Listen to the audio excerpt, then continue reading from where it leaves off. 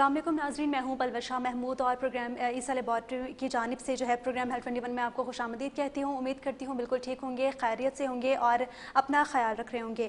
नाज़रीन, हम लोगों ने प्रीवियस सेगमेंट में जो है वो डिस्कस किया था नी ऑस्टियोआर्थराइटिस और आज दोबारा हम लोग जो क्वेश्चन रह गए थे वो उसी के बारे में इस सेशन में डिस्कस करने वाले हैं। और एक बार फिर से मैं डॉक्टर मोहम्मद उसामा सिद्दीकी को खुशामदीद कहूँगी प्रोग्राम में। अस्सलाम वालेकुम doctor. Thank you ji doctor, हमारे प्रीवियस सेशन में कुछ क्वेश्चंस रह गए थे, लेकिन मैं चाहूँगी कि आप एक बार फिर से हमारे जो व्यूवर्स हैं उनकी आसानी के लिए एक बार रिपीट कर दें कि ऑस्टियोआर्थराइटिस बेसिकली होता क्या है। देखिए, नी ऑस्टियोआर्थराइटिस को हम बिल्कुल अगर आसान लेमन टर्म्स में बताएं तो it is basically known as knee pain. जिस तरह हमारी एनाटॉमिकली हमारी बॉडी जिस तरह अल्लाह ताला ने डिज़ाइन की, जिस तरह हमारी बॉडी बनाई गई है, तो बेसिकली हम जब आप लोगों को भी मालूम है कि जॉइंट जो हमेशा जो है वो बोन से मिलके बनता है। तो अल्लाह ताला ने जिस तरह से हमारी बॉडी को बनाया है तो बेसिकली उसमें एक चीज़ कहलाती है articular cartilage, which is basically known as tissue. Tissue जो है बेसिकली हमारे जॉइंट को सपोर्ट करता है, लेकिन बढ़ती उम्र के साथ बेसिकली क्या होता है कि हमारा जो आर्टिकुलर कार्टिलेज है उसके अंदर वेयर एंड टेयर आने लगता है, यानी कि उसके अंदर बेसिकली उखाड़ पिछाड़ आने लगती है, उस पर दबाव पड़ने लगता है। तो जब इस पर दबाव पड़ता है तो बेसिकली क्या होता है कि हमारी जो बोन्स जिससे मिलकर हमारा बेसिकली नी जॉइंट बन रहा है उसमें आपस में पहली बात तो स्पेस कम होने लगती है, दोनों बोन्स जो है वो आपस में करीब आने लगती हैं। और क्या होता है इसके साथ साथ कि दोनों बोन्स आपस में जब रगड़ खाने लगती हैं तो बेसिकली जो हमारे पेशेंट है उसको एक्सपीरियंस होता है knee pain. So this is basically known as knee pain और in the medical terms knee osteoarthritis.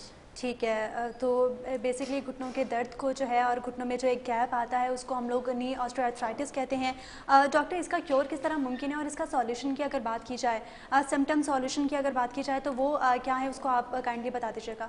देखिए, मोस्ट कॉमन जिसके सिम्टम्स हैं जो पेशेंट हमारे पास चीफ कंप्लेन लेके आते हैं वो कहते हैं कि हमारे जो घुटने हैं उसमें बहुत ज़्यादा दर्द है। दर्द के साथ साथ पेशेंट कहते हैं कि तो हमारे पेन के साथ साथ हमें स्वेलिंग बहुत हो रही है जी। उसके अलावा अक्सर कहते हैं कि हमें कोई हल्के हाथ लगाने पर भी जो हमें तकलीफ होती है, जैसे बेसिकली उन्हें टेंडरनेस। उसके अलावा जो है अक्सर जो कुछ पेशेंट्स हैं उनको वार्मथ यानी कि उनके जो जॉइंट्स हैं बेसिकली वो गर्म भी होने लगते हैं। और जो मोस्ट कॉमन कंप्लेन पेशेंट्स की वही होती है कि हमें जो है सीढ़ियाँ उतरते चढ़ते हुए बहुत ज़्यादा तकलीफ होती है, हमसे नहीं चढ़ा जाता या नहीं उतरी जाती हमसे सीढ़ियाँ। और जो कहते हैं कि जैसे हम नमाज के अंदर बैठ रहे हैं तो हमसे घुटना नहीं मोड़ा जा रहा। ये मोस्ट कॉमन सिम्टम्स हैं जो बेसिकली आपका इंडिकेट कर रहे हैं कि आपका जो जॉइंट है बेसिकली ऑस्टियोआर्थराइटिस की तरफ जा रहा है। ठीक, तो ये मोस्ट कॉमन सिम्टम्स हैं। अगर इसके क्योर की बात की जाए तो इसका क्योर किस तरह मुमकिन है? प्रीवियस सेशन में हम लोगों ने बात की थी हमारी डाइट की और एक्सरसाइज की, तो क्या ये वाहिद सॉल्यूशंस हैं? अगर कोई एक्सरसाइज नहीं कर पाता तो उसके लिए क्योर किस तरह मुमकिन है?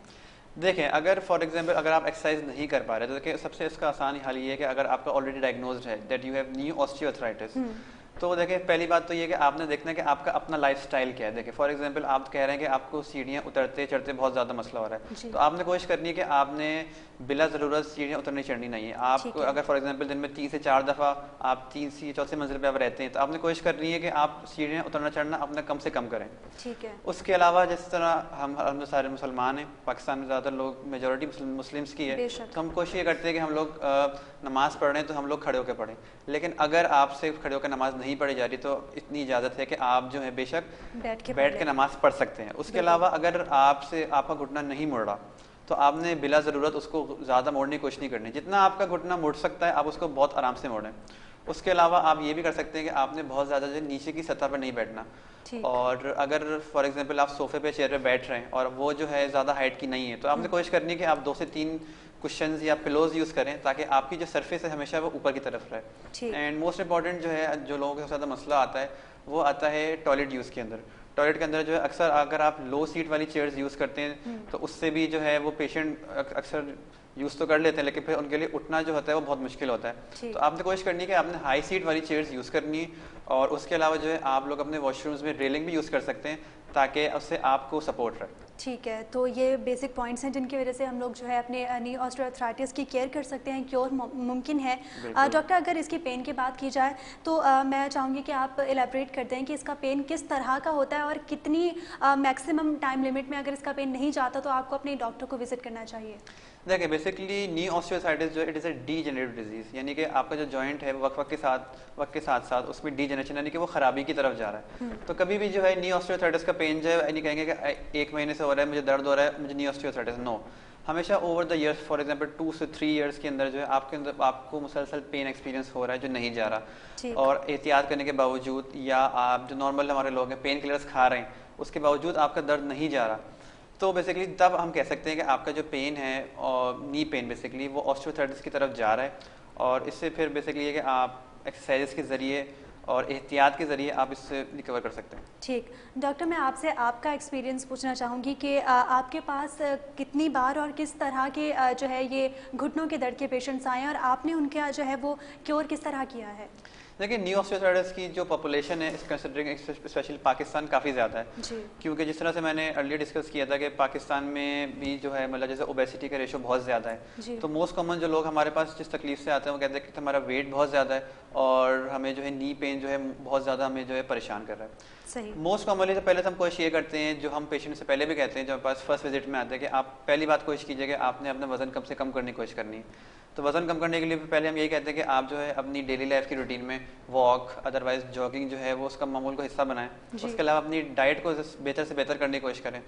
उसके अलावा कुछ एक्सरसाइजेस हम उनको बताते हैं, जैसे कि पेशेंट्स को इस तरह से कि पेशेंट जो है वो सीधा लेट के अपने बिस्तर के ऊपर दोनों पैरों के पंजों को आहिस्ता आहिस्ता पहले जो है वो आगे और पीछे करें। दोनों टांगों को सीधा कर लें लेटे हुए आराम से आप तकिए पे, और आप दोनों पैरों के पंजों को आगे और पीछे करें आहिस्ता आहिस्ता। उसके अलावा फिर आप ये कर सकते हैं कि दोनों टांगों पे आपने करनी है, लेकिन आहिस्ता आहिस्ता एक एक टांग के साथ ये करनी है कि आपने अपनी टांग को हवा में उठाना है बिल्कुल सीधा। जितना आप आराम से उठा सकते हैं हवा में उसको आपने उठा के रखना है। उसके बाद 5 से 7 सेकंड का आपने होल्ड करना है एंड काउंट फ्रॉम 1 to 7। उसके बाद आहिस्ता से आपने अपनी टांग नीचे करनी है।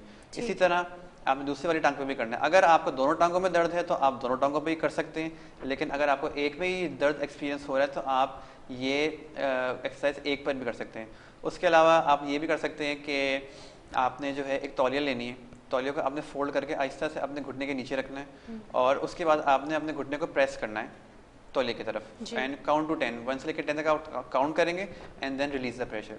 ये कुछ नॉर्मल एक्सरसाइजेज हैं जो आप कर सकते हैं, लेकिन इसके अलावा भी अगर आप महसूस करते हैं कि आपका पेन ज़्यादा हो रहा है या इन केस एग्रावेट कर रहा है, देन आपको इन फर्स्ट केस आपको जो है फिजियोथेरेपिस्ट को जो है विजिट करना चाहिए। ठीक, इन फर्स्ट केस हम लोगों को जो है वो फिजियोथेरेपिस्ट को विजिट करना चाहिए अगर हमारा पेन ख़त्म नहीं हो रहा या कम नहीं हो पा रहा। डॉक्टर, अगर ईसा लैब की बात की जाए तो आप क्या बता सकते हैं कि ईसा लैब अपनी जो है पेशेंट्स के लिए उनके जो है अवेयरनेस के लिए क्या क्या कैंप्स का इनेकाद कर रहा है या फिर कहाँ कहाँ पे जो है वो अवेयरनेस प्रोवाइड कर रहा है? और टेस्ट की अगर बात की जाए तो ईसा लैब में अपने पेशेंट्स के लिए और उनकी आसानी के लिए टेस्ट में क्या ऑफर्स वगैरह हैं, आप इस हवाले से कुछ बता सकते हैं? जी बिल्कुल, ईसा लैब जो है वो अभी रिसेंटली हमारा एक कैंप हुआ था, वो हुआ था सिंध हाई कोर्ट में। उससे पहले लास्ट वीक भी हमारा जो एक कैंप ऑर्गेनाइज हुआ था फिजियोथेरेपी का, वो हुआ था कोरंगी में। तो regarding physiotherapy and new osteoarthritis जो है ईसा लैब जो है वो काफ़ी सारे कैंप्स ऑर्गेनाइज करती है और हम पूरी कोशिश करते हैं कि आवाम को जो है आइदर न्यू ऑस्टियोआर्थराइटिस या कोई भी डिजीज़ है उससे लोगों को ज़्यादा से आगाही फराहम करें। उसके अलावा हमारी जो ईसा लैब है उसमें आपको डिफरेंट और जो है टेस्ट की सहूलत मौजूद है, जिस तरह के एक्सरे है and blood sugar test and other बहुत सारे टेस्ट जो आप यहाँ पे बहुत आसानी से कर सकते हैं। एंड हम पूरी कोशिश करते हैं कि अपने पेशेंट्स को जो है वो एक रीजनेबल रेट के ऊपर जो है वो टेस्ट प्रोवाइड करें और यही कोशिश होती है कि हम उनको जो है जल्द अज जल्द जो है उनकी रिपोर्ट प्रोवाइड करें ताकि उनका ट्रीटमेंट जो है उसमें उनको कोई कोताही ना हो। ठीक है, ट्रीटमेंट में ताख़ीर या कोताही ना हो। डॉक्टर, अगर मेडिटेशन की बात की जाए तो मेडिटेशन का कितना इम्पॉर्टेंट रोल है? अगर आप अपनी डाइट ठीक नहीं कर सकते तो क्या मेडिटेशन से आप जो है वो इस सॉल्यूशन से इसका सॉल्यूशन जो है दरियाफ्त कर सकते हैं? देखिए, मेडिकेशन के ज़रिए आप कर सकते हैं, लेकिन नॉर्मली वही है कि अगर आपकी जो है एक सेडेंटरी लाइफस्टाइल है, अगर आप अपने लाइफस्टाइल के अंदर जो है वो नॉर्मल स्ट्रेचेस जो लोग आसानी से आप कर सकते हैं, अगर आप उसको अपनी लाइफ का हिस्सा बनाएं और बहुत ज़्यादा जो है वो आप फॉर एग्जांपल जैसे कोलेस्ट्रॉल वगैरह का मसला लोगों को रहता है, और अगर अपनी डाइट और एक्सरसाइज को आप बेहतर रखें तो आप जो है इस चीज़ से बच सकते हैं। ठीक, अभी आपने बात किया कि अगर अपनी लाइफस्टाइल को और डाइट को अगर ठीक रखें तो हम लोग इस चीज़ से बिल्कुल बच सकते हैं। डॉक्टर, मैं आपसे एक बार फिर से पूछना चाहूँगी डायग्नोसिस के हवाले से, क्योंकि ज़्यादातर लोगों को अवेयरनेस नहीं होती और वो या तो नॉर्मल घुटने के दर्द को जो है वो अर्थराइटिस समझ लेते हैं, ऑस्टियोआर्थराइटिस समझ लेते हैं, या फिर ये होता है कि वो सेवियर पेन को भी इग्नोर कर देते हैं। तो डायग्नोसिस किस तरह मुमकिन है? देखिए, इसका जो डायग्नोसिस है वो जब सबसे आसान तरीका है वो है बेसिकली एक्सरे। देखिए, आप जो है for example if you are living in the rural areas जहाँ पे आपके पास किसी बहुत डॉक्टर की एक्सेस नहीं है, देखिए एक्सरे इज़ वेरी कॉमन। अगर आप जो है आप जब भी किसी डॉक्टर के पास जाएं with the complain of knee pain, तो वो आपको सबसे पहले जो है वो यही रिकमेंड करते हैं कि आप अपना एक्सरे कराएं। अगर आपको लगता है कि आप डॉक्टर सेटिस्फाई नहीं, लेकिन आप जब भी अपना एक्सरे कराएं तो मोस्ट कॉमन जो इसका डायग्नोसिस है इट इज़ थ्रू एक्सरे, क्योंकि बेसिकली जिस तरह मैंने अर्लियर सेगमेंट में डिस्क्राइब किया था कि हमारे जो बोन्स हैं जिसके मिलके हमारा जॉइंट बन रहा है, उसके दौरान जब स्पेस कम होने लगता है तो it is very much visible in the x ray. लेकिन in some cases for example अगर आपका ऑस्टियोआर्थराइटिस का जो कंडीशन है वो बिल्कुल अर्लीस्ट स्टेजेस में है, क्योंकि इसकी भी डिफरेंट ग्रेड्स होते हैं, ग्रेड 0, ग्रेड 1, ग्रेड 2, ग्रेड 4। तो अगर फॉर एग्जांपल ग्रेड 1 या ग्रेड 2 का पेन है और वो आपको नहीं जो है वो एक्सरे के अंदर इतना विजिबल हो रहा, तो फिर हाँ कुछ केसेस में जो है वो डॉक्टर जो है MRI भी रिकमेंड करते हैं ताकि आप इसको प्रॉपर तरीके से डायग्नोस करके इसकी ट्रीटमेंट की तरफ जा सकें। ठीक, सही है, डायग्नोसिस इस तरह मुमकिन हो सकते हैं। डॉक्टर अगर बात की जाए ऑस्टियो आर्थराइटिस की, तो लॉन्ग टर्म वे में ये हम लोगों की लाइफ को किस तरह इफ़ेक्ट कर सकता है?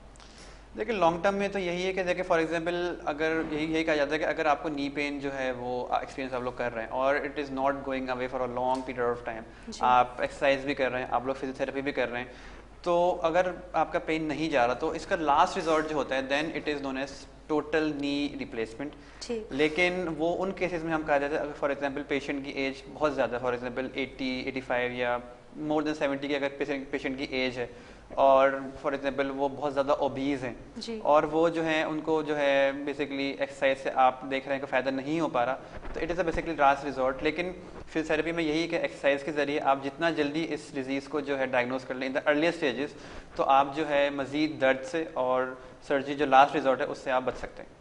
ठीक डॉक्टर, जिस तरह अभी आपने बात की नी रिप्लेसमेंट की, ये सर्जरी की बात की आपने, तो ये कितना कॉस्टली हो सकता है? क्योंकि यूजुअली लोग अफोर्ड नहीं कर पाते और वो ये चाहते हैं कि वो ठीक हो जाएं जल्द से जल्द, तो ये कितना ज़्यादा जो है वो अफोर्डेबल हो सकता है और कितना एक्सपेंसिव लोगों को जो है वो पड़ सकता है?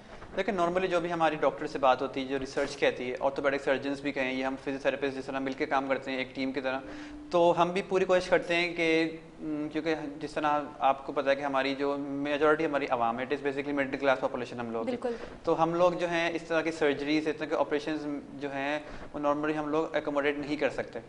लेकिन अलबत्ता अगर पेशेंट की कंडीशन जो है वो वर्स कर रही है और हम देखते हैं कि जो उसका नी जॉइंट है बेसिकली वो नहीं अब बेहतरी की तरफ जा रहा, तो अगर हम इन केसेस अगर हम रिफ़र करते हैं कि आप जो है आपको अब टोटल नी रिप्लेसमेंट करानी पड़ेगी, तो in most cases it is quite costly, like it may cost more than like 5 to 6 lakhs और डिपेंडिंग अपॉन कि आप कौन से हॉस्पिटल में जा रहे हैं और वहाँ पे किस तरह की फैसिलिटीज़ अवेलेबल है, तो इट इज़ वेरी कॉस्टली। तो कोशिश ये कीजिए कि आप अपने आप को फिटनेस की तरफ ध्यान दें और आप अपने घुटने को मज़ीद ख़राब होने से बचाएं। ठीक डॉक्टर, अगर एज लिमिट की बात की जाए तो नी रिप्लेसमेंट की जो सर्जरी होती है वो मिनिमम एज लिमिट उसकी क्या हो सकती है और मैक्सिमम एज लिमिट उसकी क्या हो सकती है?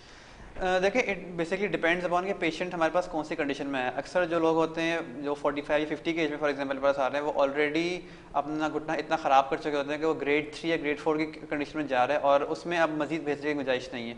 So it will always depend upon कि पेशेंट हमारे पास जो है वो कब आया है, उसकी कंडीशन क्या है, and then it will depend upon कि इसका नॉर्मली जो देखा जाता है कि जो हमारे पास केसेस हैं जो अक्सर एल्डरली केसेस हैं, फॉर एग्जांपल के अबव 60 और यू कैन से अबव 65 की जो एज है, अक्सर जो ख़वातीन में क्योंकि ये डिजीज़ ज़्यादा पाया जाता है, तो उनमें फिर हम लोग जो है फिर इस नी रिप्लेसमेंट जो है वो रिफ़र करते हैं। ठीक डॉक्टर, जिस तरह कुछ स्टूडेंट्स वगैरह हैं जिनका जो है यूनिवर्सिटीज़ वगैरह में या फिर वर्क प्लेस पे बहुत ज़्यादा आना जाना है या फिर उनकी डेली लाइफस्टाइल में वॉक बहुत ज़्यादा शामिल है, तो क्या उनको फ्यूचर में भी इस प्रॉब्लम का सामना करना पड़ सकता है?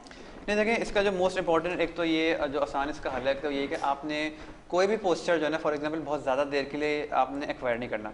अगर फॉर एग्जांपल जैसे कि यूनिवर्सिटी के स्टूडेंट्स आई नो उनका चलना बहुत ज़्यादा होता है, तो उनको कोशिश करनी चाहिए कि अगर वो उनको खड़े हुए बहुत ज़्यादा देर हो गई, फॉर एग्जांपल 15 से 20 मिनट्स उनको खड़े हुए हो गई है, तो फिर उनको कोशिश करनी चाहिए कि वो बैठ जाए। और अगर उनकी जो है बहुत ज़्यादा देर की वॉकिंग है या बहुत ज़्यादा की स्टैंडिंग है, तो उनको कॉन्स्टेंटली ये करना चाहिए कि अपनी पोजीशन को एक्वायर ना करें, उसको कॉन्स्टेंटली चेंज करते रहें।